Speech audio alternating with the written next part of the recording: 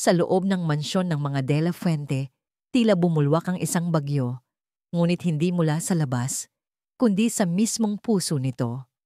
Ang grand chandelier na gawa sa kristal sa gitna ng sala, na kasing tanda na marahil ng unang pangarap ng pamilya, ay halos sumayad sa sahig, mapanganib na umuuga sa bawat pagbaba at pagtaas.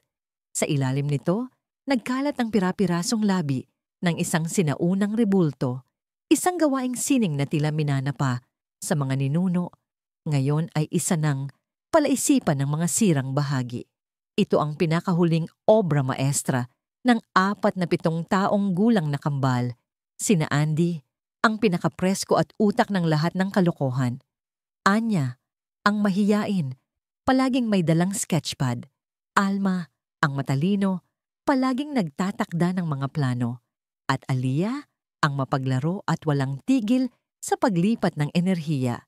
Sa isang sulok ng pinalamuting sala, nakahandusay ang isang sulat. Ang papel ay gusot, may mga bakas ng luha o tinta. At isinulat ng mabilis, "Ayoko na po, hindi ko na kaya.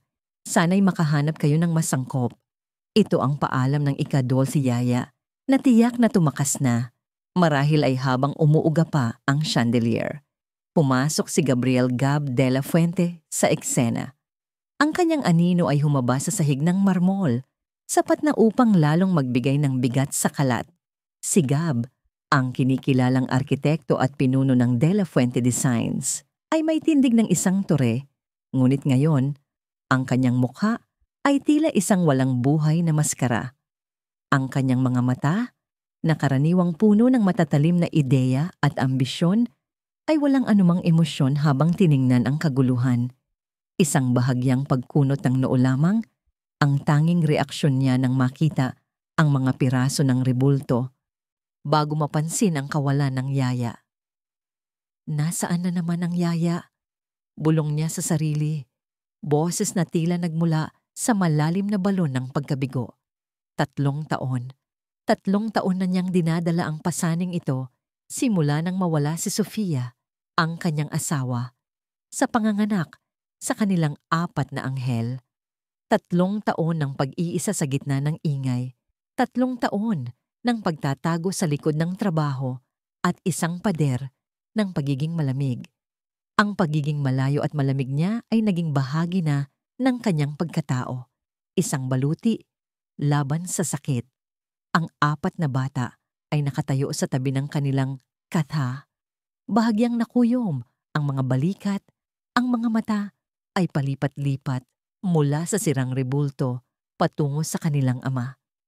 Si Andy, na may kakaunting bakas pa ng puti ng rebulto sa pisngi, ay matapang na nagtatago sa likod ni Anya. Si Anya, ang pinakamahiyain, ay halos lumubog na sa sarili. Ang kanyang mga kamay ay mahigpit na nakahawak sa laylayan ng kanyang damit. Si Alma ay matamang tinitingnan ng lahat, tila sinusuri ang posibleng kahihinatnan, habang si Aliyah, na karaniwang pinakamakulit, ay tila nalito at bahagyang takot sa katahimikan na bumalot sa kanilang ama. Bumuntong hininga si Gab, isang mahaba, mabigat na buntong hininga na tila nagdadala ng lahat ng kanyang pagod at kawalan ng pag-asa. Sa sandaling iyon, sa gitna ng kanyang pagkabigo, tumunog ang doorbell. Sino na naman yan? Bulong niya, naisip na marahil ay isang kaibigan ng kanyang sekretarya na siyang naghahanap ng mga yaya.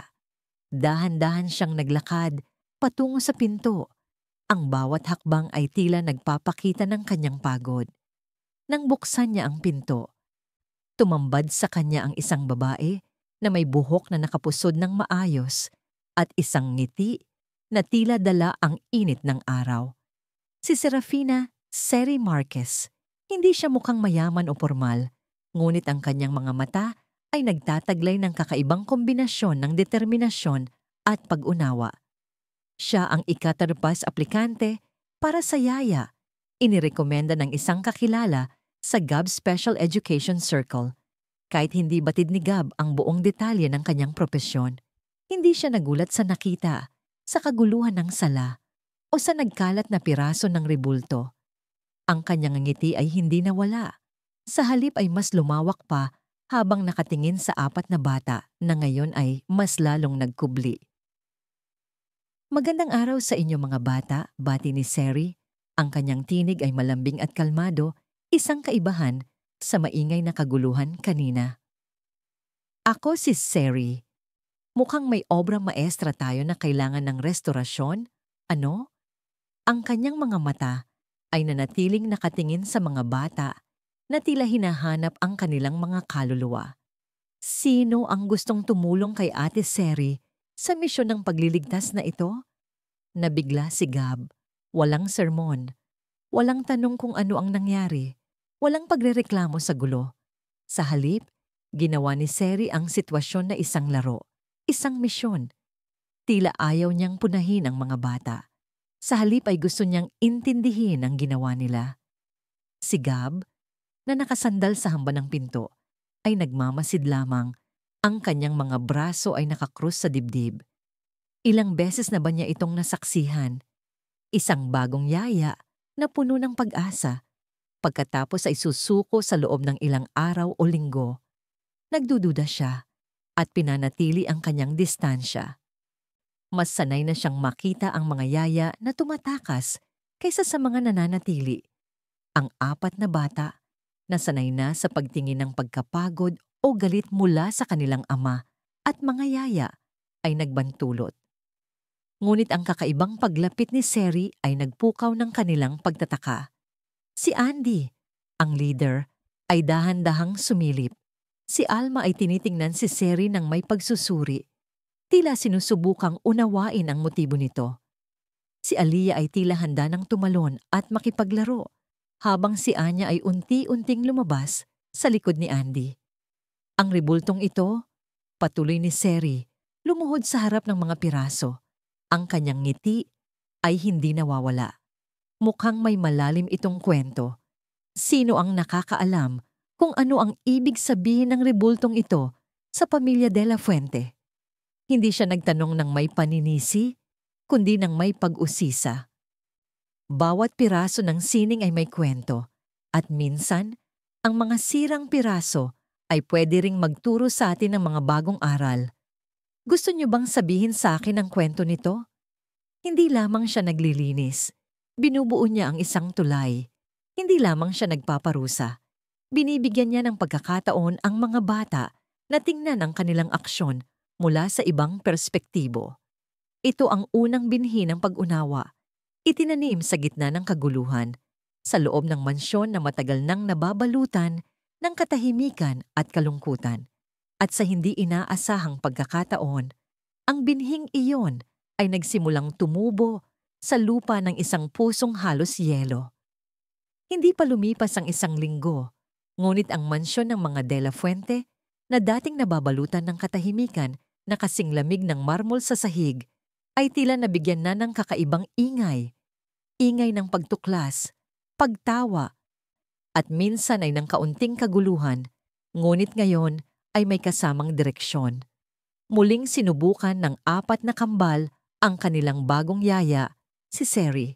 Isang umaga, nang magising si Seri, natuklasan niya ang isang harang sa harap ng kanyang silid-tulugan.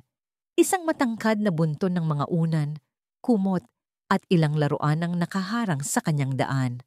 At sa tuktok nito, isang balde ng tubig na may halong harina, nakapatong ng mapanganib. Si Andy, kasama ang kanyang mga kapatid, ay nakatago sa likod ng kurtina sa hagdanan, hinihintay ang kanyang reaksyon.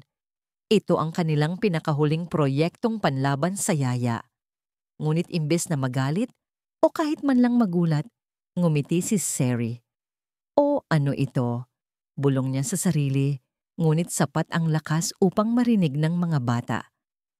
Mukhang mayroon tayong bagong material para sa ating research project. Lumapit siya sa bunton at maingat na inalis ang balde, inilagay ito sa sahig. Sino sa inyo ang nag-isip nito? Napakatalino. Alam niyo ba na ang harina at tubig ay pwedeng gawing napakasarap na pandesal? Unti-unting lumabas ang mga bata mula sa kanilang pinagtataguan. Ang kanilang pagtataka ay mas malakas kaysa sa kanilang pagkabahala. Pandesal? Tanong ni Aliyah Ang kanyang mga mata ay nanlaki. Opo, sagot ni Seri. Ang pandesal ay ang paboritong tinapay ng mga Pilipino. Gusto niyo bang subukan nating gawin ito? Magiging mga scientist tayo at pag-aaralan natin ang texture at lasa ng harina at tubig. Kapag pinagsama, hindi nagtagal, ang malawak na kusina ng De La Fuente ay napuno ng halakhakan at amoy ng sariwang tinapay. Si Andy, na dating pinuno sa paggawa ng kalokohan, ay ginawang project manager ni Seri at siya ang nag-organisa kung sino ang maghahalo, magmamasa at magbibilog. Si Anya naman, na mahiyain, ay inutusan ni Seri na gumuhit ng blueprint ng kanilang gagawing tinapay. At sa pagguhit niya, unti-unti niyang naiguhit ang ngiti ng kanyang ina na si Sofia.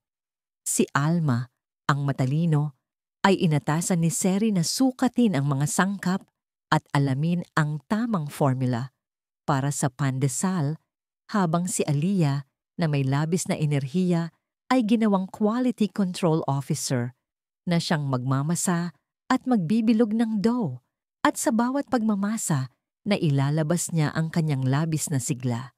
Araw-araw, unti-unting nabubuo ang arkitektura ng tiwala sa pagitan ni Seri at ng mga bata. Hindi lang niya hinaharangan ang kanilang mga kalokohan. Ginagabayan niya ang mga ito sa isang paraan na nagbubunga ng pagkatuto at pag-unawa.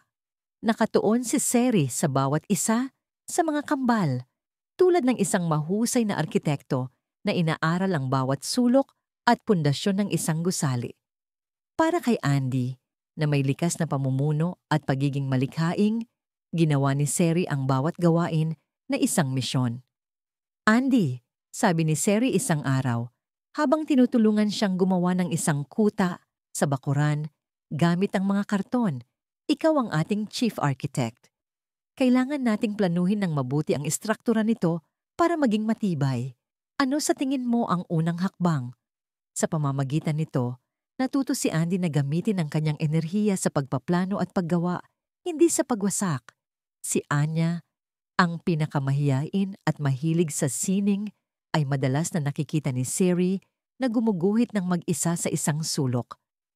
Isang hapon, nakita ni Seri ang isang drawing ni Anya na isang malaking puno na may mga bulaklak, ngunit sa ilalim nito ay mayroong isang malaking butas. Lumapit si Seri at nagtanong, "Ang ganda ng puno mo, Anya. Bakit may butas sa ilalim?"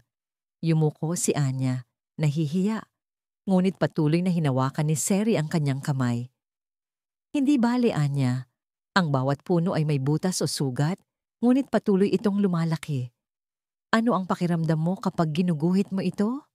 Doon, unti-unting nagbukas si Anya at nagkwento tungkol sa kanyang mama na si Sofia at kung paano niya nararamdaman ang butas sa kanyang puso. Sinabi ni Seri sa kanya na iguhit ang lahat ng kanyang nararamdaman, ang sakit at ang pag-asa, dahil ang sining ang pinakamahusay na paraan upang ipahayag ang puso. Sa loob ng ilang araw, ang kanyang sketchbook ay napuno ng mga kulay, malungkot man o masaya, na nagpapahayag ng kanyang mga damdamin. Si Alma, ang matalino at mapanuri, ay laging may tanong, "Ate Seri, bakit hindi nahuhulog ang buwan? O paano nabuo ang bahaghari?" Hindi siya sinasagot ni Seri ng direkta. Sa halip ay sinasabihan niya itong, "Alam mo ba, Alma, mayroong isang misyon tayong kailangang gawin para malaman ang sagot. Gusto mo bang maging researcher natin?" Magkasama silang magbabasa ng mga libro, magsasagawa ng maliliit na experiments sa kusina, at magpaplano ng mga eksplorasyon sa hardin para alamin ang tungkol sa kalikasan. Sa pamamagitan nito, naisip ni Alma na ang bawat tanong ay isang pagkakataon upang matuto. At si Aliyah, ang pinakamakulit at pinaka-energetic, ay madalas na tumatakbo sa paligid ng mansyon na tila may hindi maubos na baterya. Imbes na pigilin siya, ginawa ni Seri ang mga obstacle course sa hardin, inutusan siyang mangolekta ng mga dahon at bulaklak para sa art project o kaya'y maglaro ng patintero sa damuhan. Aliyah, kailangan natin ng runner para sa ating expedition sa hardin, sabi ni Seri. Ikaw ang pinakamabilis. Sino sa tingin mo ang makakahanap ng pinakamagandang bulaklak? Ang kanyang labis na enerhiya ay ginamit sa mga positibong paraan na nagbibigay sa kanya ng sense of purpose. Mula sa kanyang opisina sa itaas, madalas na naririnig ni Gab ang ingay. Hindi na ito ang ingay ng kaguluhan, kundi ang ingay ng buhay, ng pagtawa, ng mga batang natututo at naglalaro. Tahimik niya itong inoobserbahan. Ang kanyang pagdududa ay unti-unting napapalitan ng pagtataka at pagkatapos ay ng isang bahagyang pag-asa. Si Seri ay hindi lamang isang yaya. Siya ay isang arkitekto ng damdamin na nagtatayo ng mga tulay sa pagitan ng mga bata at sa kanilang sariling mga puso. Isang hapon, habang abala si Gab sa kanyang trabaho, isang malakas na tunog ang umalingaw-ngaw sa ibaba. Sinundan ng pag-iyak. Dali-daling bumaba si Gab, ang kanyang puso ay kumalabog. Nang makarating siya sa sala, nakita niya si Anya, nakaupo sa sahig, umiiyak ng husto, at sa kanyang tabi, isang basag na bote ng itim na tinta na bumuhos sa malaking portrait ni Sofia. Ito ang nag-iisang larawan ni Sofia na nakasabit sa kanyang opisina. Ang larawang kanyang pinakaiiwasan na hawakan ng sinuman. Ang huling bahagi ng kanyang nakaraang hindi niya kayang buksan. Anya! Bulong ni Gab. Ang kanyang boses ay may halong galit at sakit. Ang kanyang mukha ay namula. Ngunit bago pa niya marating ang mga bata, nakita niya si Seri na nakaluhod sa tabi ni Anya. Yakap-yakap ang bata. Hindi siya nagsalita ng masama kay Anya. Sa halip ay hinahaplos lamang ang buhok nito. Nakasandal si Gab sa hamba ng pinto. Ang kanyang pamilyar na pader ng pagiging malamig ay muling bumabalot sa kanya. Ano ang nangyari rito? Tanong niya. Ang kanyang boses ay tila yelo. Ngunit bago pa makasagot si Anya, sumagot si Seri. Ang kanyang boses ay malumanay at kalmado. Ngunit may kapangyarihan. Gab, hindi bale. Minsan, mas magandang kwento ang sinasabi ng mga bagong marka tungkol sa pag-ibig. Inalis niya ang kanyang tingin mula kay Anya at tumingin kay Gab. Ang kanyang mga mata ay puno ng pag-unawa. Ang larawang ito ay minsan nang nabasag at maingat na inayos ni Sofia. Bawat basag ay patunay ng pagmamahal at katatagan. Nagtaka si Gab. Ano ang sinasabi ni Seri? Lumapit siya sa portrait at sinuri ito. Sa ilalim ng baha ng itim na tinta, napansin niya ang isang bahagi ng canvas na mayroong pinagdugtong na bahagi. Isang lumang basag na maingat na inayos. Halos hindi mapansin. Naalala niya, isang araw, bago pa man manganak si Sofia, aksidenteng nahulog ang larawan sa dingding. Si Sofia, sa halip na itapon, ay maingat na inayos ang bawat piraso. Pininturahan ang mga gilid at sinabing ang bawat basag ay nagdadala ng kwento, Gab, at ang pagmamahal ay hindi perpekto, ngunit patuloy na bumubuo. Isang mainit na alon ng alaala ang dumaloy sa puso ni Gab. Sa loob ng 3 taon, kinasusuklaman niya ang larawang ito dahil ito ang huling bagay na nagpapaalala sa kanya ng sakit ng pagkawala ni Sofia. Ngunit ngayon, sa pamamagitan ng mga salita ni Seri, nakita niya ang isang bagong perspektiba. Hindi ito simbolo ng sakit, kundi ng pagmamahal at katatagan. Oo, sabi ni Gab, ang kanyang boses ay basag. Naalala ko, isang beses, nabasag yan. Akala ko kailangan ng itapon, pero si Sofia, siya ang nag-ayos. Lumuhod siya sa tabi ni Anya, na ngayon ay tahimik ng humihikbi. Hindi siya sumuko, kahit may basag. Sinabi niya na ang pagmamahal ay makikita kahit sa mga basag. Ito ang unang pagkakataon sa loob ng 3 taon na ibinahagi niya ang isang malambing na alaala tungkol kay Sofia sa kanyang mga anak. Nilingon niya ang mga bata, ang kanyang mga mata ay unti-unting nagkaroon ng init. Ang mama ninyo ay napakatalino. Ginawa niyang sining ang pagkakamali. Kaya hindi balian niya. Tutulungan ka ni Papa at ni Ate Seri na ayusin ito. Gagawin natin itong mas maganda. Ang mga mata ng mga bata ay nanlaki. Hindi sila napagalitan. Ang kanilang ama, na halos parating malamig, ay ngumiti at nagbahagi ng isang alaala. Tila may lumitaw na bitak sa pader na bumabalot kay Gab. Naramdaman ni Gab ang isang bagay na bago. Ang pagtingin niya kay Seri ay hindi na lamang bilang isang yaya. Siya ay higit pa rito. Siya ang gumawa ng tulay, hindi lamang sa pagitan niya at ng kanyang mga anak, kundi sa pagitan ng kanyang sarili at ng mga alaala ni Sofia. Sa pamamagitan ni Seri, tila nakita niya ang isang bahagi ng kanyang sarili na matagal nang nawala, at ang pader sa kanyang puso ay unti-unting gumuho, nagbigay daan sa isang bagong pag-asa. Si Seri, sa kanyang kakaibang paraan, ay nagsisimulang bumuo ng isang bagong arkitektura sa loob ng tahanan ng mga De La Fuente. Isang arkitektura na binuo sa pag-unawa, pagmamahal at pagpapatawad. Ang tahimik na gabi sa mansyon ng mga De La Fuente na karaniwang puno lang ng tunog ng hangin sa labas at bahagyang kaluskos ng mga dahon ay biglang ginulat ng isang malakas na dagundong. Sa labas, unti-unting lumalakas ang hangin. Ang mga sanga ng puno ay nagsasayaw sa ihip nito at ang langit ay nagdilim ng mabilis. Isang malaking bagyo ang paparating. Nagsimulang kumidlat at kumulog, sunod-sunod at malalakas, na halos yumanig sa buong bahay. Sa isang iglap na wala ng kuryente. Ang buong mansyon ay nabalutan ng napakadilim na dilim. Sinabayan ng nakabibinging lagaslas ng ulan na tila bumubuhos mula sa kalangitan.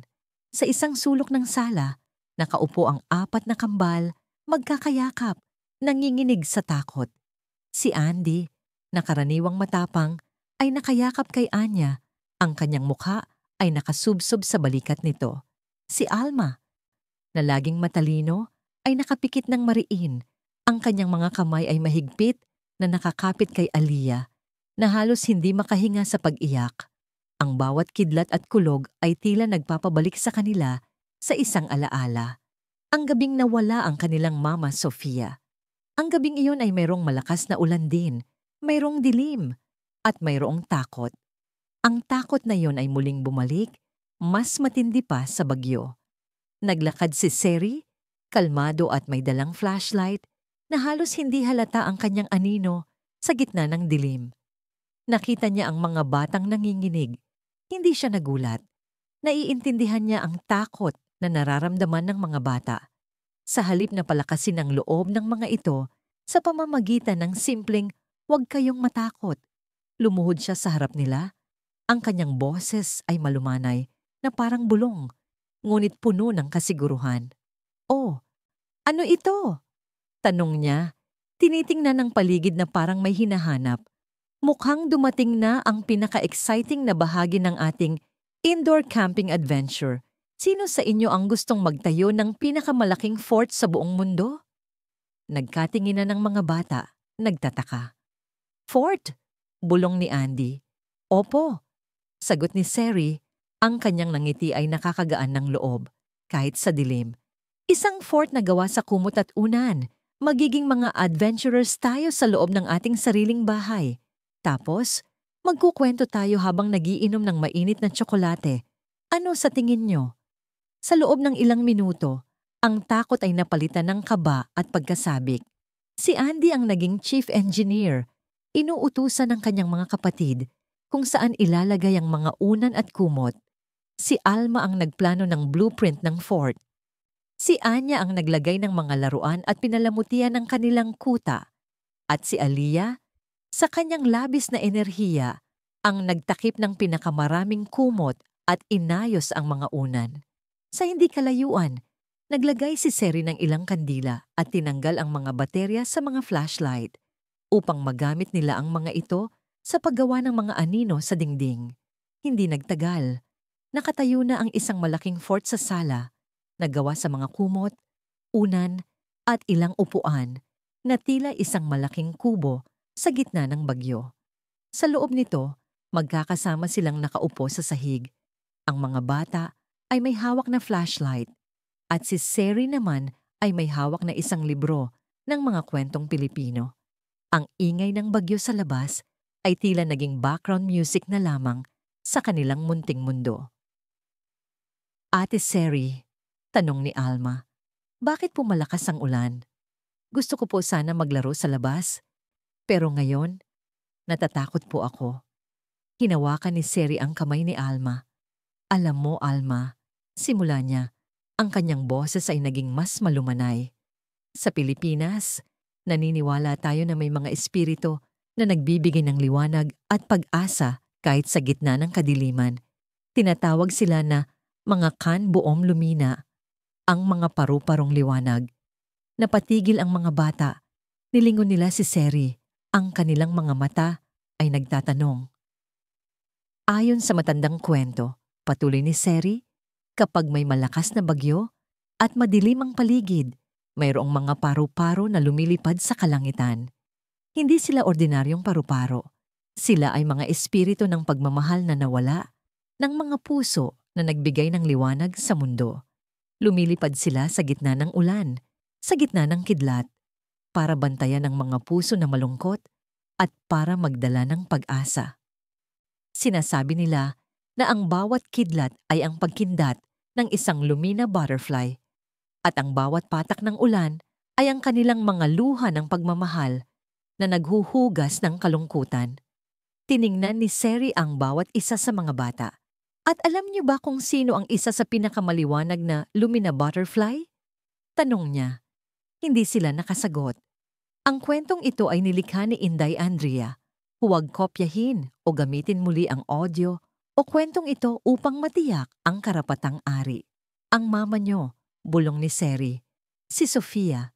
Ang kanyang pagmamahal ay napakalakas at ngayon, siya ay lumilipad sa labas bilang isang lumina butterfly. Binabantayan kayo.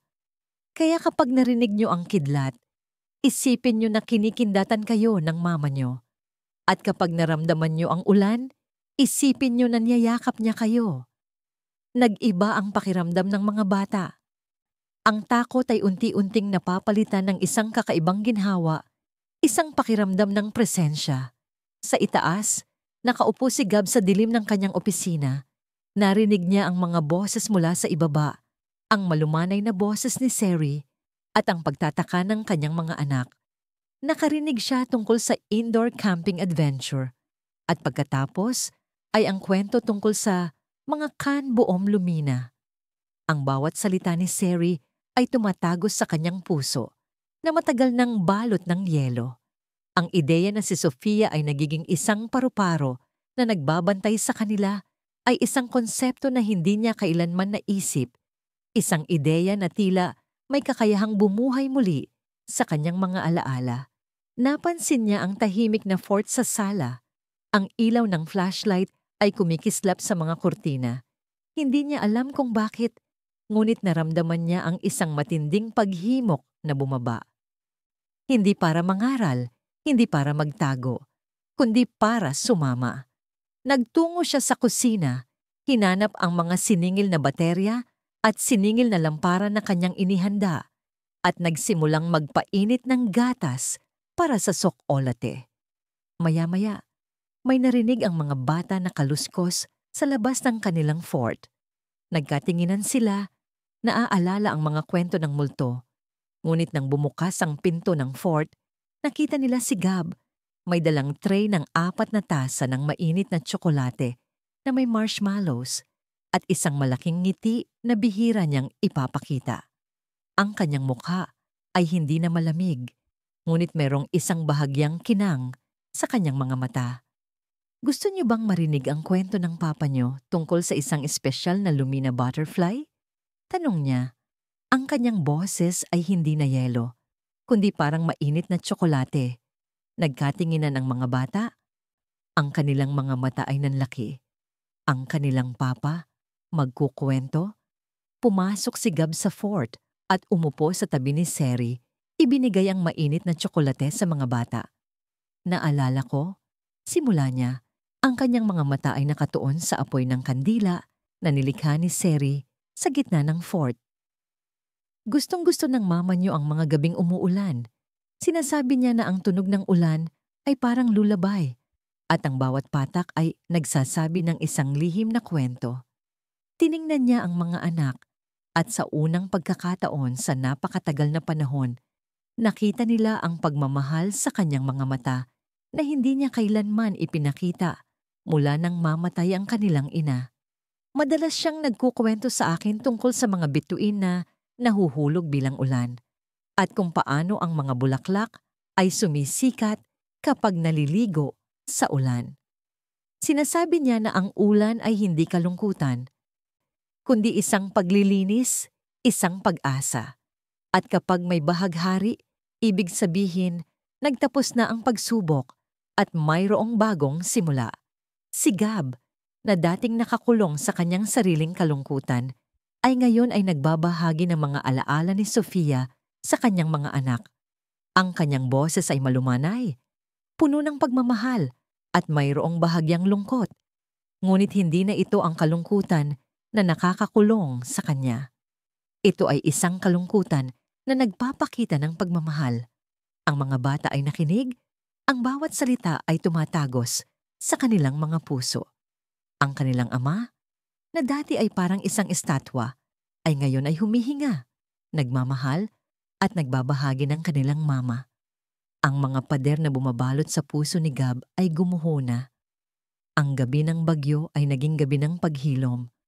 Nang matulog na ang mga bata, magkatabi sina Gab at Seri. Nakaupo pa rin sa loob ng fort, pinagmamasdan ang mga nagliliyab na kandila. Ang tunog ng ulan sa labas ay humina na. Salamat, Seri, bulong ni Gab. Ang kanyang boses ay tila pagod, ngunit puno ng pasasalamat. Hindi ko alam kung paano mo nagagawa ito. Ang mga bata, masaya sila. Ngumiti si Seri. Hindi po madali ang mawalan ng isang mahal sa buhay, Gab, lalo na para sa mga bata. Paano mo nagagawa ito? Tanong ni Gab, na naghahanap ng sagot sa kanyang sariling kalungkutan. Paano ka nagiging ganito? Kalmado at puno ng pag-asa? Napabuntong hininga si Seri. Naalala ko po ang sinabi ko tungkol sa mga Lumina butterflies. Mayroon din po akong isang Lumina butterfly sa buhay ko.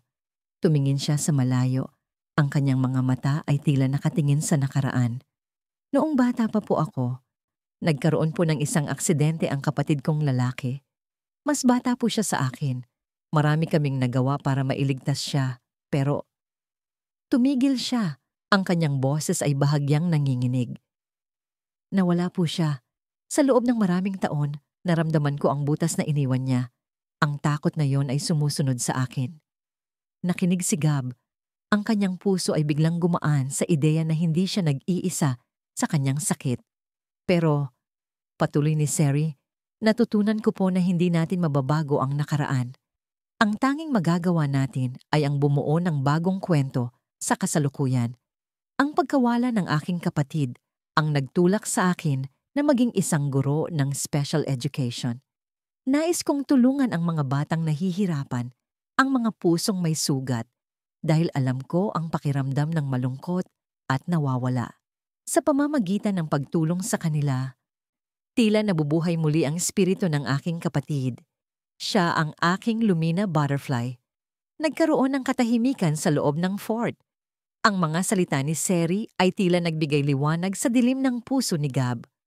Ang kanyang sakit ay hindi nag-iisa. Mayroon din ibang tao na nakaranas ng matinding pagkawala at natutunan nilang gamitin ang sakit na yon para magbigay liwanag sa iba. Sa unang pagkakataon, naramdaman ni Gab ang isang bagay na mas malalim pa sa pagkabigla. Isang pakiramdam ng koneksyon, ng pag-unawa, at ng pagkakaisa sa pagitan niya at ni Seri. Ang gabing yon, sa loob ng maliit na fort na gawa sa kumot, sa gitna ng isang bagyo, ay naging isang malaking pagbabago.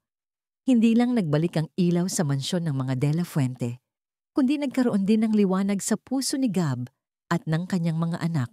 Si Seri ay naging hindi lang isang yaya, kundi isang tulay na nagkokonekta sa kanila sa isa't isa at sa mga alaala ng isang Lumina butterfly na nagngangalang Sofia.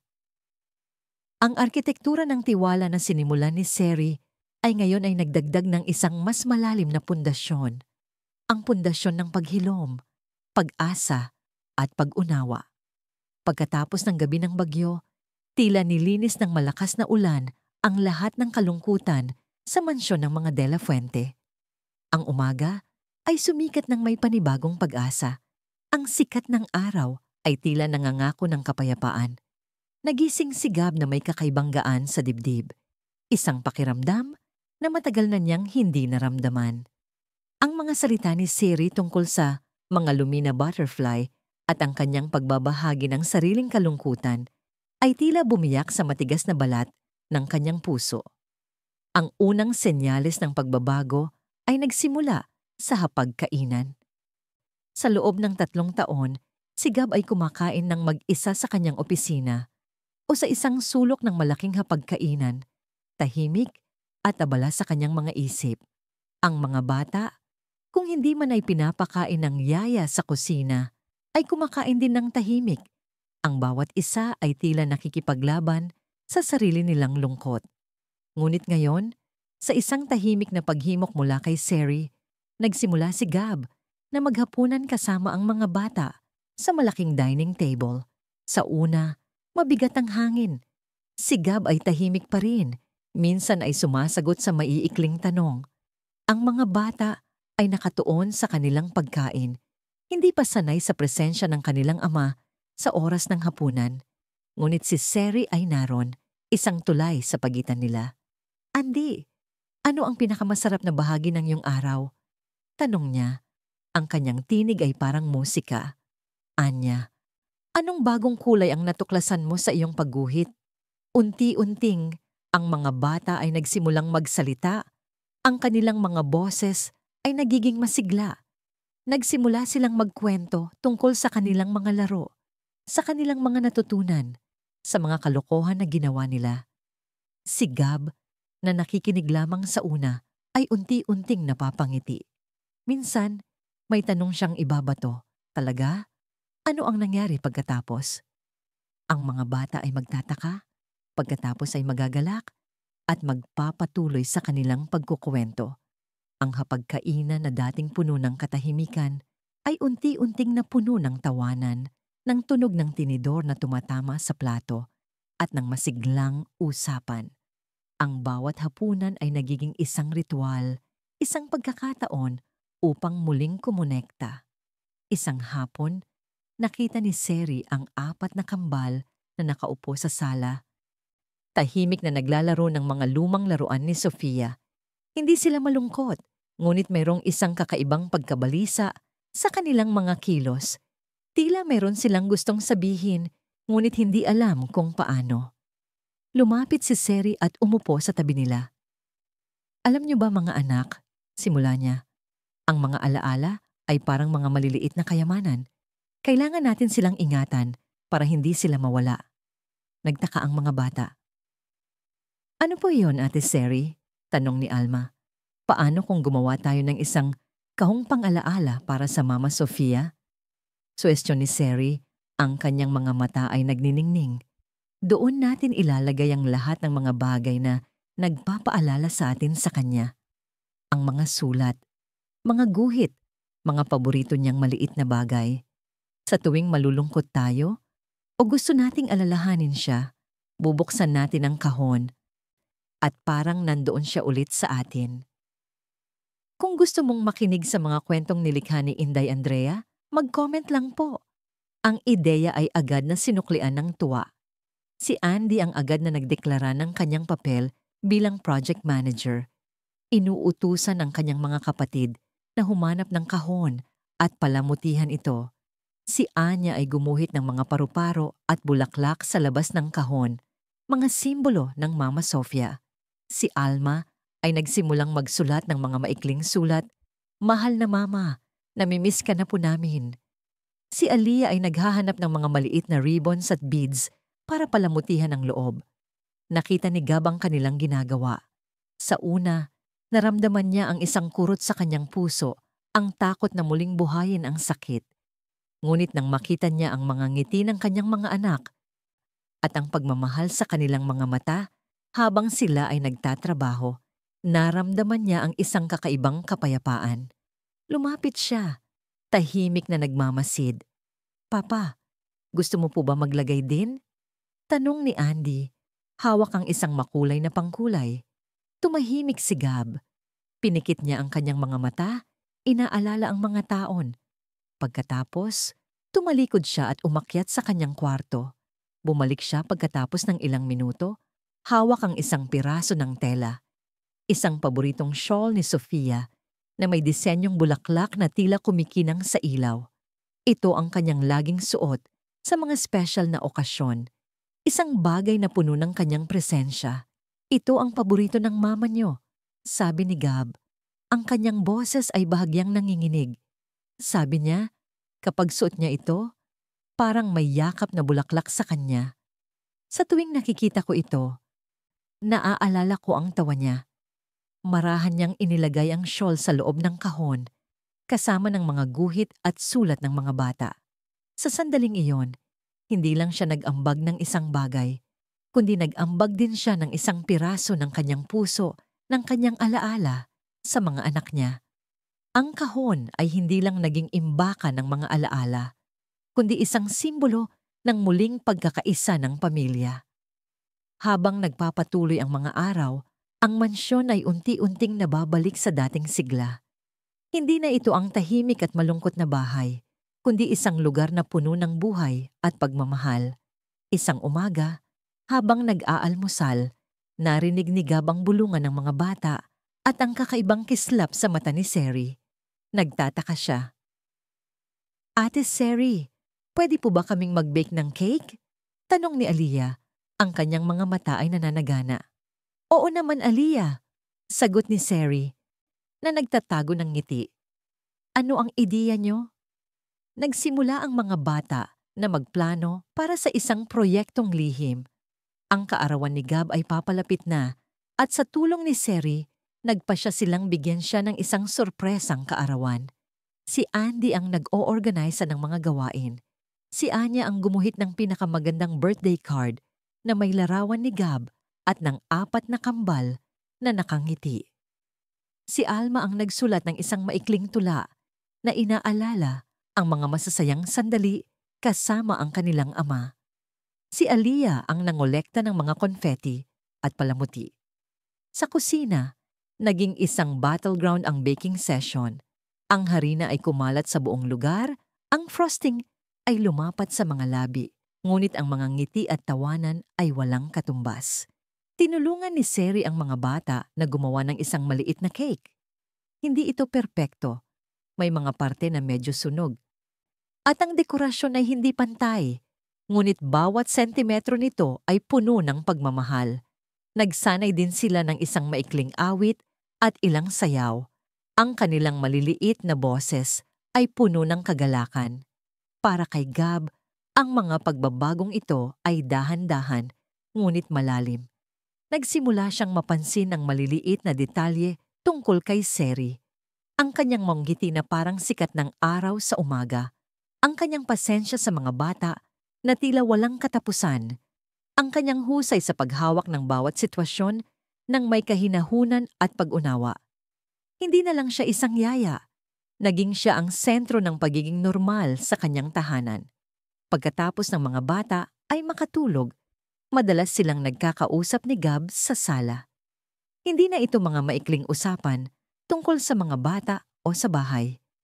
Ang kanilang mga pag-uusap ay lumalalim mula sa arkitektura hanggang sa buhay, sa mga pangarap at maging sa mga takot. Nagsimulang makita ni Gab ang talino ni Seri, ang kanyang malasakit at ang kanyang kaluluwa na puno ng pagmamahal. Ang kanyang presensya ay nagdudulot ng isang kakaibang kapayapaan na matagal nang nawala sa buhay ni Gab. Minsan, ang kanilang mga mata ay magtatama. At sa mga sandaling iyon, mayroong isang bagay na hindi masabi ng mga salita. Isang pag-unawa, isang koneksyon na higit pa sa pagiging amo at empleyado. Naramdaman ni Gab na maaari siyang huminga ng maluwag kapag kasama niya si Seri. Ang pader na binuo niya sa paligid ng kanyang puso ay unti-unting nagiba, hindi sa pamamagitan ng puwersa, kundi sa pamamagitan ng malumanay na init na dinala ni Seri. Nagsimulang mahulog ang loob ni Gab kay Seri, hindi sa isang biglaang paraan, kundi sa isang dahan-dahan. Unti-unting pagpapakita ng pag-asa. Hindi na lang siya ang nagdadala ng liwanag sa buhay ng kanyang mga anak. Siya ang nagdadala ng liwanag sa kanyang sariling madilim na mundo. Para kay Gab, si Seri ay hindi na lang isang tagapag-alaga, kundi isang kaibigan, isang katuwang, at higit sa lahat, isang pag-asa ng isang bagong simula. Ang mga hibla ng alaala ni Sofia ay hindi nawawala, kundi naging mga hibla ng pag-ibig na nagkokonekta sa kanilang lahat. At ngayon, mayroong isang bagong hibla na dahan-dahang gumagapang, naghahabi ng isang bagong kwento sa tapestry ng kanilang buhay. Ang araw ng kaarawan ni Gab ay sumikat ng payapa, tulad ng maraming nakaraang taon. Sa kanyang isip, isa itong simpleng araw na lalagpasan. Marahil ay magtatrabaho ng mas matagal sa opisina upang maiwasan ang anumang paggunita. Hindi niya inaasahan ang anumang pagdiriwang. Ang kanyang mga kaarawan ay naging tahimik at malungkot mula nang pumanaw si Sofia. Inihanda niya ang sarili para sa isa pang gabi ng katahimikan.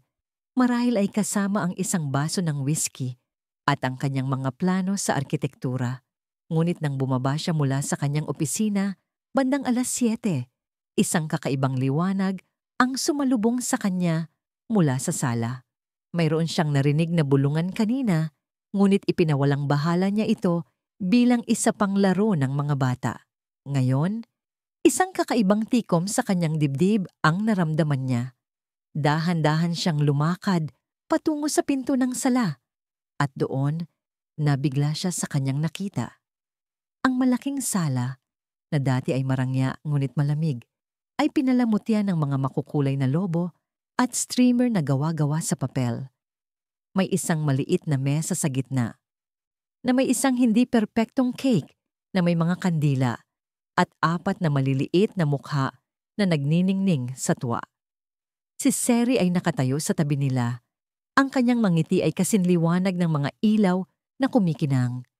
Sorpresa, Papa! Sabay-sabay na sigaw ng 4 na kambal. Ang kanilang mga boses ay puno ng kagalakan. Nanginig si Gab. Nandoon sila. Si Andy, na nakasuot ng isang makulay na party hat at humawak ng isang maliit na banner na nakasulat ang Happy Birthday, Papa. Si Anya, na nakatago ng bahagya sa likod ni Andy. May hawak na isang gawa-gawang card na may mga ginintoang bituin. Si Alma, na may hawak na isang maliit na tula na maingat na nakasulat. At si Alia, na halos tumatalon sa tuwa, may hawak na isang maliit na tamburin. Ang mga bata ay nagsimulang umawit. Ang kanilang mga tinig ay maliliit, ngunit malinaw. Maligayang bati sa iyo. Maligayang bati, Papa Gab. Maligayang bati sa iyo. Hindi perpekto ang kanilang pagkakanta. Minsan ay nawawala sa tono, ngunit bawat nota ay puno ng pagmamahal. Si Gab, na nakatayo lamang sa pinto, ay naramdaman ang pag-init ng kanyang mga mata. Sa loob ng 3 taon, sinubukan niyang maging matigas. Walang emosyon. Nagtatago sa likod ng trabaho at kalungkutan.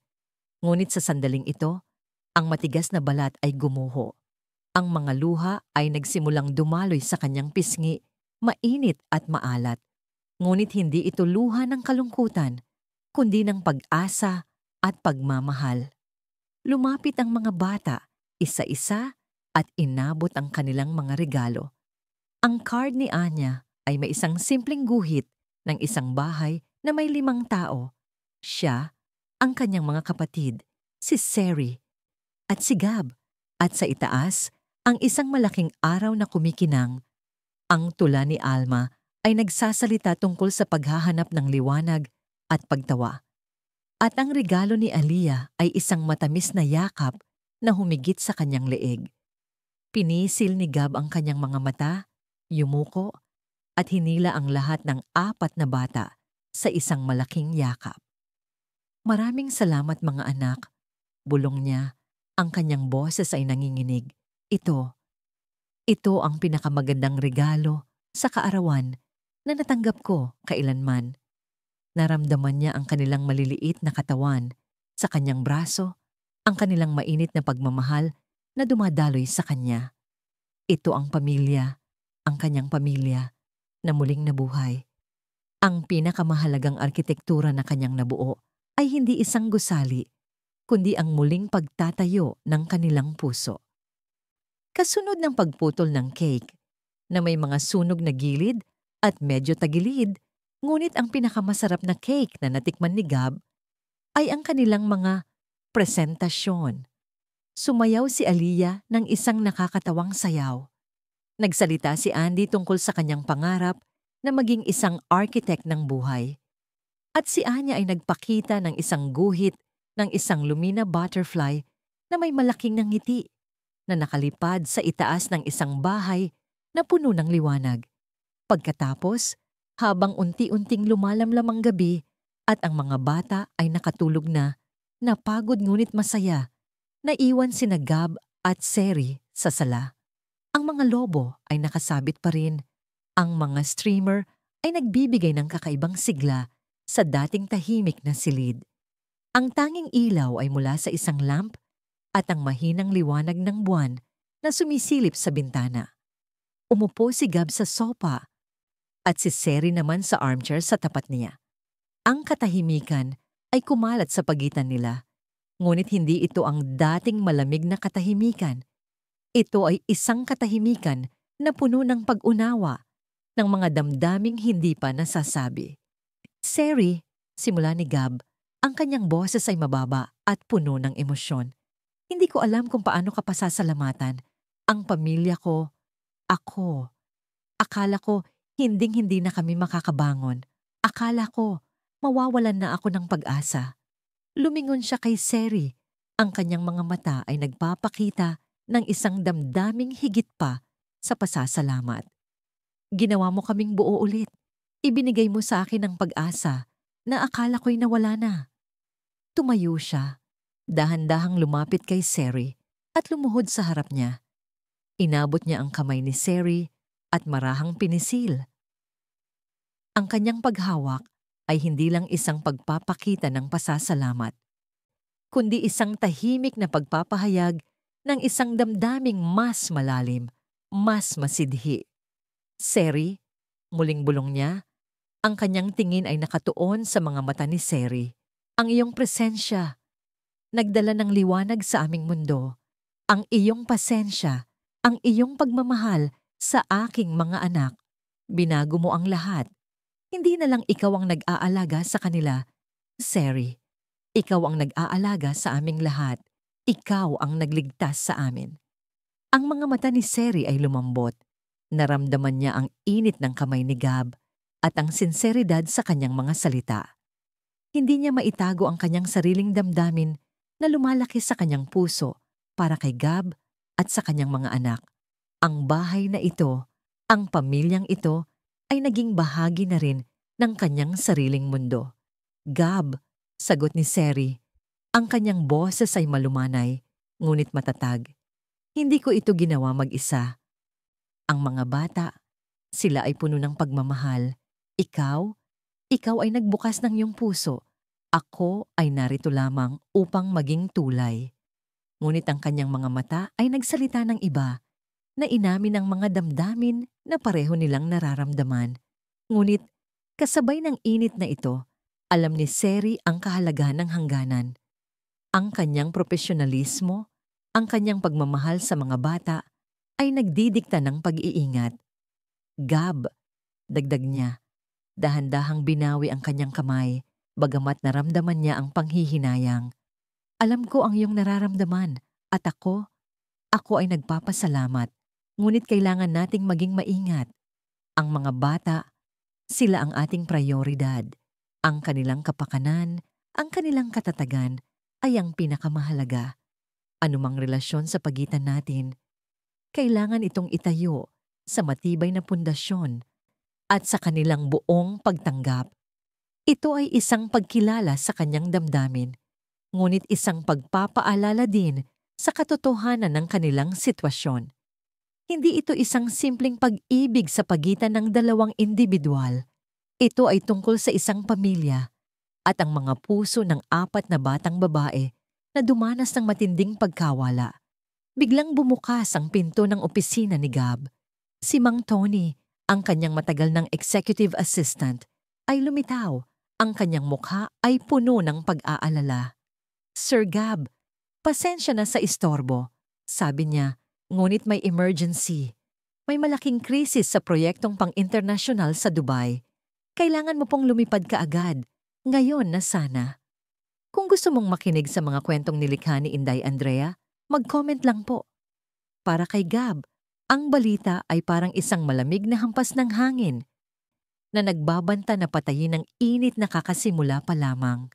Ang kanyang mundo, nakakasimula pa lamang maging buo, ay biglang nasa panganib na muling masira.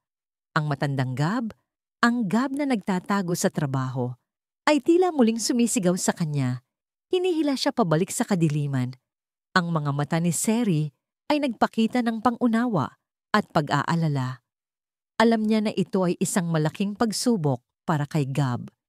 Ito ang sandali kung saan kailangan niyang patunayan kung aling arkitektura ang mas mahalaga. Ang mga gusali na kanyang idinisenyo o ang pamilya na kanyang muling binuo. Ngunit sa sandaling iyon, ang kinabukasan ay tila isang malaking ulap, puno ng kawalan ng katiyakan. Ang balita ni Mang Tony ay isang malamig na hampas ng hangin, isang paalala ng mundong pinilit niyang kalimutan sa loob ng 3 taon. Ang ngiti sa labi ni Gab, nakakasimula pa lamang lumabas matapos ang kaarawan na yon, ay unti-unting kumupas. Ang init ng yakap ng kanyang mga anak, ang pag-asa sa mga mata ni Seri. Lahat ay tila nanganganib na tangayin ng biglaang tawag ng tungkulin. "Sir Gab, kailangan po nating umalis sa loob ng 2 oras." Dagdag ni Mang Tony, ang kanyang boses ay nagpapakita ng pagkaapurahan. Tumayo si Gab, ang kanyang mga mata ay nakatuon kay Seri. Sa loob ng ilang sandali, tila huminto ang oras. Ang kanyang puso ay nahati.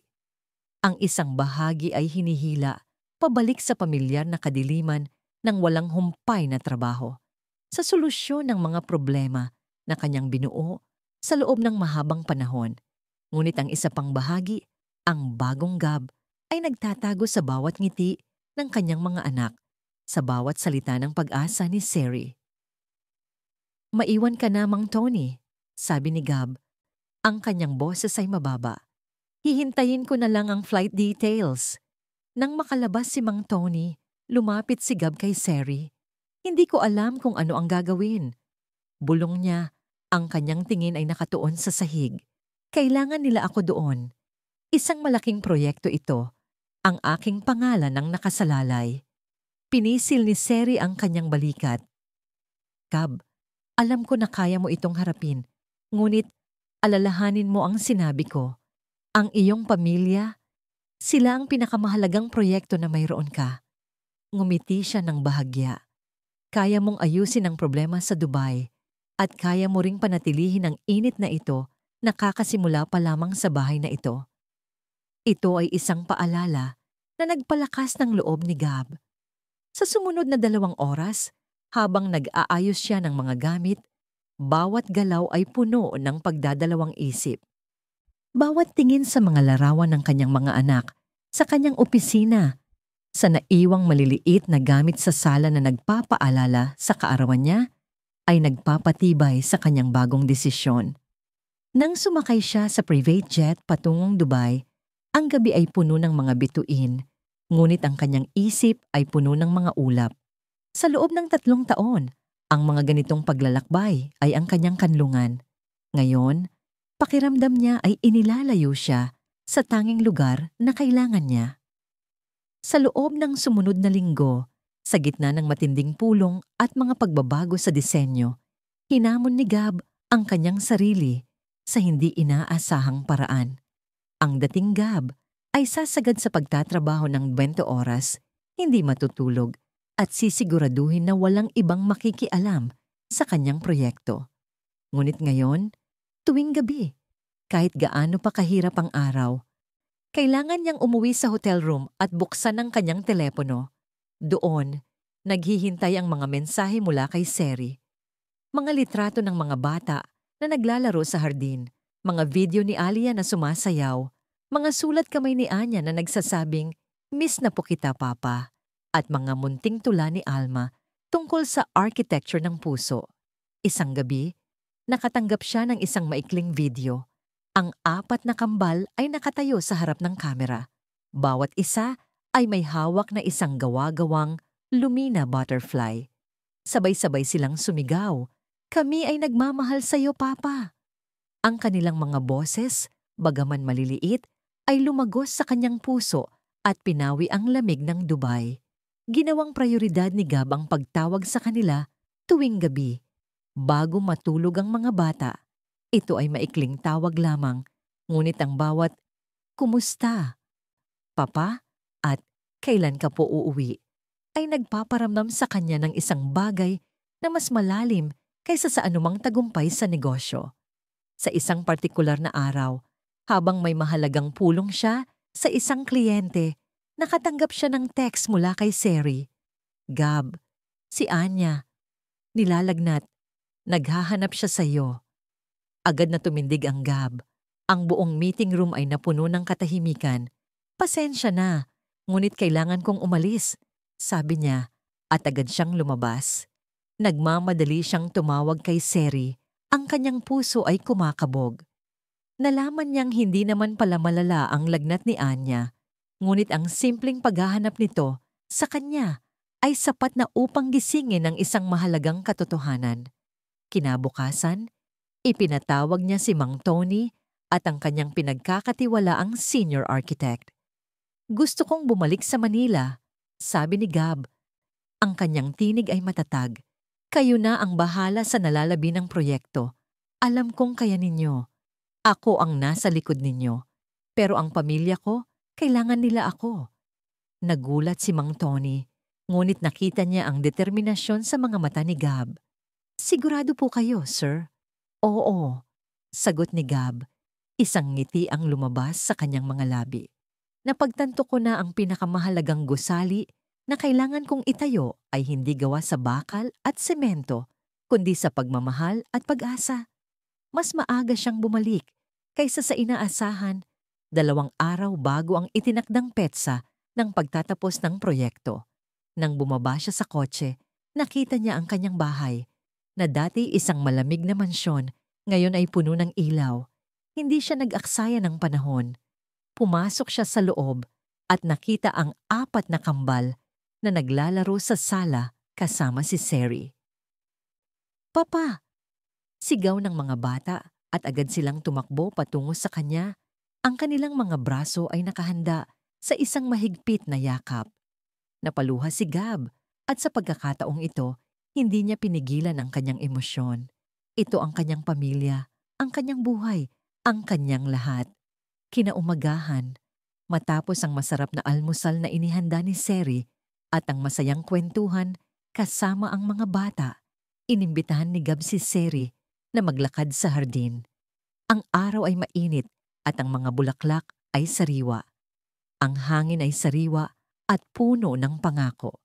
"Seri," sabi ni Gab, ang kanyang boses ay malumanay, ngunit may matinding emosyon. Huminto siya, hinarap siya, at hinawakan ang kanyang mga kamay. "Sa nakaraang linggo, sa Dubai, marami akong naisip. Maraming beses kong naramdaman na hinihila ako pabalik ng trabaho ng lumang ako." Tiningnan niya siya sa mga mata. "Ngunit ang bawat mensahe mo, ang bawat video ng mga bata, ang bawat tawag, ay nagpapaalala sa akin ng kung ano ang talagang mahalaga. Hindi na ako ang dating Gab. Binago mo ako. Binago mo ang aming pamilya." Lumuhod si Gab sa harapan niya, hindi upang magkaroon ng engrandeng eksena, kundi upang ipakita ang sinseridad ng kanyang puso. Kinuha niya ang isang maliit na kahon mula sa kanyang bulsa na may isang simpleng singsing na may malinis na bato. "Serafina Marquez," simulan niya. Ang kanyang tinig ay bahagyang nanginginig. "Hindi lamang kita pinasasalamatan sa pagiging ilaw sa aming mundo. Gusto kong maging ikaw ang bahagi ng aming araw-araw. Gusto kong maging ikaw ang aming tulay, ang aking asawa, ang ina ng aking mga anak. Hindi ako nag-aalok ng isang perpektong buhay, ngunit nag-aalok ako ng isang buhay na puno ng pagmamahal, ng pag-unawa, at ng pagbuo ng isang pamilyang matibay at buo. Will you marry me, Seri? Hindi lang ako humihiling na maging asawa kita, kundi hinihiling ko na maging katuwang ka namin sa pagbuo ng isang kinabukasan na puno ng pag-asa. Napaluha si Seri. Ang kanyang puso ay kumakabog ng malakas. Nakita niya ang sinseridad sa kanyang mga mata, ang pagbabago sa kanyang pagkatao. Alam niyang ito ang tamang desisyon. Gab, bulong niya. Tumango siya. Oo, Gab, magpapakasal ako sa'yo. Hindi nagtagal, umakyat sila sa sala kung saan naghihintay ang 4 na kambal. Pinaupo ni Gab ang mga bata sa sopa at si Seri ay umupo sa tabi niya. Mga anak, simula ni Gab, ang kanyang boses ay puno ng kagalakan. May mahalaga kaming sasabihin sa inyo. Tiningnan ni Seri ang mga bata at ngumiti. Alam ninyo, mahal na mahal ko kayong lahat. At mahal na mahal ko ang papa ninyo. At ngayon, nagpasya kaming magpakasal. Ang mga bata ay nagtinginan. Tila nagtataka. Si Andy, ang leader, ang unang nagsalita. Magpapakasal po kayo, Ate Seri? Ngumiti si Seri. Oo, anak. At kung payag kayo, gusto kong maging bahagi kayo ng pamilya namin. Gusto kong maging nanay ninyo. Sa loob ng ilang sandali, tumahimik ang mga bata. Naisip ni Gab na baka hindi pa sila handa. Ngunit biglang, si Aliyah, ang pinaka-energetic, ang unang bumangon at yumakap kay Seri. Mama Seri! Sigaw niya. Sumunod si Anya, ang kanyang mga mata ay nagniningning. Totoo po, Mama Seri. Ngumiti si Alma. Ibig sabihin, hindi ka na po aalis, Mama Seri? Tumango si Seri. Ang kanyang mga mata ay puno ng luha. Hindi anak, hinding-hindi. At si Andy, ang pinuno, ay lumapit at yumakap kay Seri at kay Gab. May mama na po kami ulit, bulong niya, at ang kanyang mga salita ay tumagos sa puso ni Gab. Niyakap ni Gab ang kanyang mga anak at si Seri. Ang pakiramdam niya ay hindi na siya mag-iisa. Ang pamilyang De La Fuente, na minsan ay nabasag, ngayon ay buo na.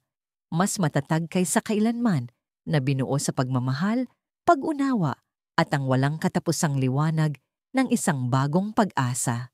Sa sandaling iyon, alam ni Gab na ang pinakamahalagang arkitektura na kanyang binuo ay ang kanilang pamilya. 1 taon na ang lumipas at ang malaking bahay de la Fuente na minsan ay bumabalot sa lamig at kalungkutan ay ngayoy puno na ng mga ingay ng buhay, ng mga tunog ng tawanan, ng nagliliwanag na ilaw, at ng isang init na nagmumula sa kaibuturan ng puso. Ang bawat sulok ay tila nagbago. Mula sa madilim na pasilyo na ngayoy nilagyan ng mga gawa ng mga bata at makukulay na halaman, hanggang sa sala na dating tahimik ay ngayoy sentro ng mga laro at kwentuhan. Ang 4 na kambal, sina Andy, Anya, Alma at Aliyah ay lumaki at nagkaroon ng sariling mga hilig at tiwala sa sarili. Si Andy, ang dating komander ng mga kalokohan, ay ngayoy isang master gardener na. Abot-abot ang kanyang kagalakan tuwing umaga sa hardin. Inuutusan ng mga nag-aalaga ng halaman kung paano ayusin ang mga tanim at masusing pinaplano ang landscape design ng kanilang bakuran. Minsan, makikita mo siyang may dalang maliit na pala. Ang kanyang nooy nakakunot sa konsentrasyon na parang isang tunay na arkitekto ng kalikasan. Si Anya, ang mahiyaing artistang kambal, ay masigla ng iginuguhit ang kanyang mundo. Ang kanyang studio, na dating isang sulok lamang ng kanyang silid, ay ngayoy puno na ng mga canvas na may iba't ibang kulay. Ang kanyang mga gawa ay hindi lamang simpleng guhit, kundi mga emosyon, mga alaala, at mga pangarap na kanyang isinasa puso. Makikita mo ang kanyang ina, si Sofia, sa marami niyang likha, hindi na may lungkot sa mga mata, kundi may ngiti at buhay na pinagmamasdan ang kanyang mga anak. Minsan, si Seri ang kanyang modelo at ang mga kuha ni Anya sa bagong mama niya ay puno ng pagmamahal at pagpapahalaga. Si Alma, ang matalino at mapagplanong kambal, ay laging nakasubsob sa mga libro. Ang kanyang isip ay abala sa mga palaisipan at bagong kaalaman.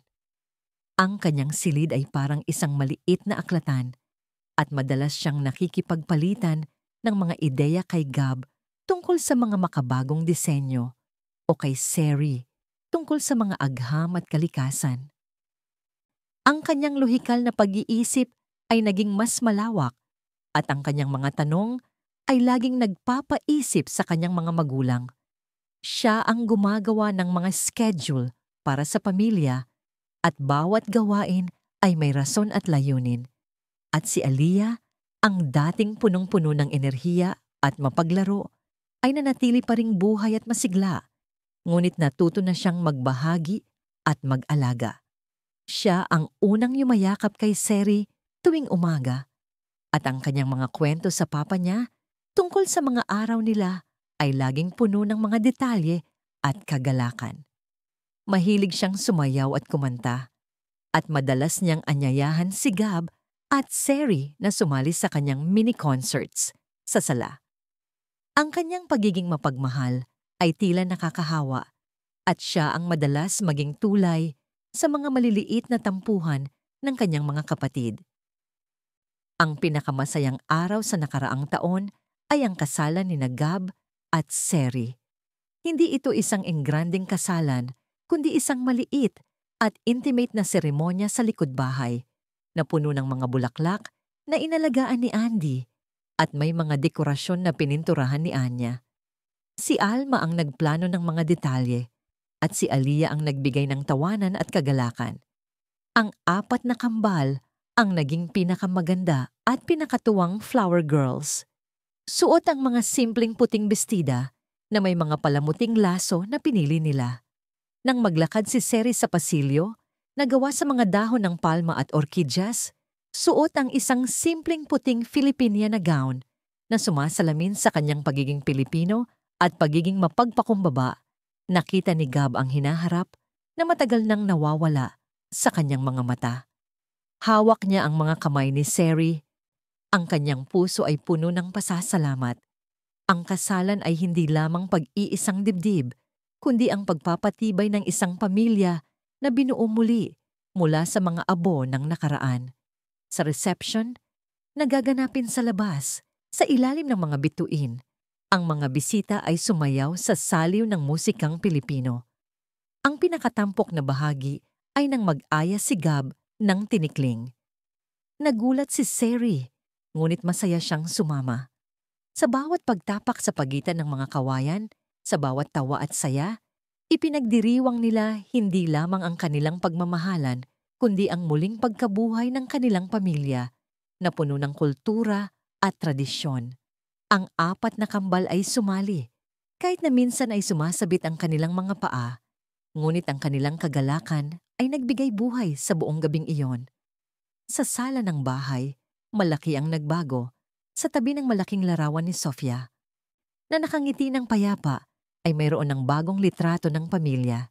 Isang litrato ni Gab, Seri at ng apat na kambal, sina Andy, Anya, Alma at Aliyah na magkakayakap. Ang kanilang mga ngiti ay sumisinag sa bawat sulok. Ang posisyon ng larawan ni Sofia ay hindi napalitan, kundi nadagdagan. Isang malinaw na simbolo ng paggalang sa nakaraan at ng pagtanggap sa kasalukuyan. Si Sofia ay mananatiling bahagi ng kanilang pamilya, isang alaala na nagpapatatag at hindi bumubura.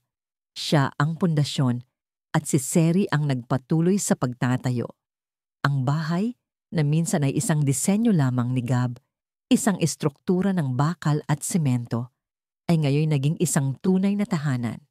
Ito ay isang lugar kung saan ang pagmamahal ay muling binigyang kahulugan, hindi lamang sa dugo, kundi sa puso, sa pag-unawa at sa habag. Ang bawat dingding ay may kwento. Ang bawat silid ay may alaala. at ang bawat bintana ay nagpapaaninag ng pag-asa. Si Seri, bukod sa pagiging isang mapagmahal na ina sa 4 na kambal, ay nagpapatuloy sa kanyang trabaho sa special education. Ngunit ngayon, mas malalim ang kanyang layunin at mas kumpleto ang kanyang kaligayahan. Ang mga sugat ng kanyang nakaraan, ang pagkawala ng kanyang kapatid, ay hindi na nagpapabigat kundi nagbibigay inspirasyon.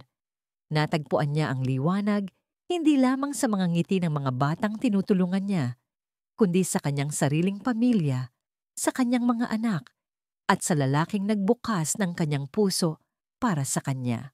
Ang mga vulnerability na minsan ay tiningnan niyang kahinaan ay ngayon naging mga lakas, mga bitak na pinasukan ng liwanag.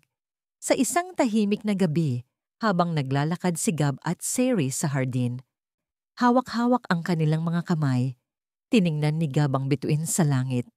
"Seri," bulong niya, "ang buhay ko ay parang isang gusali na gumuho at ikaw ang arkitekto na muling nagtayo nito, hindi lang sa labas, kundi sa loob." Ngumiti si Seri, ang kanyang ulo ay nakasandal sa balikat ni Gab.